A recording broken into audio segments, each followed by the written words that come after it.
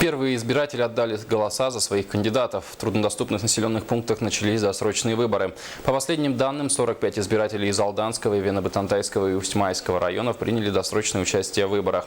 Не обошлось и без спорных ситуаций. К примеру, в Нерюнгринский суд поступила апелляционная жалоба от 3 кандидатов на пост главы поселка Биркакит. Напомним, ранее Нерюнгринский суд удовлетворил заявление об отмене регистрации 4 кандидатов Нерюнгринской территориальной избирательной комиссией.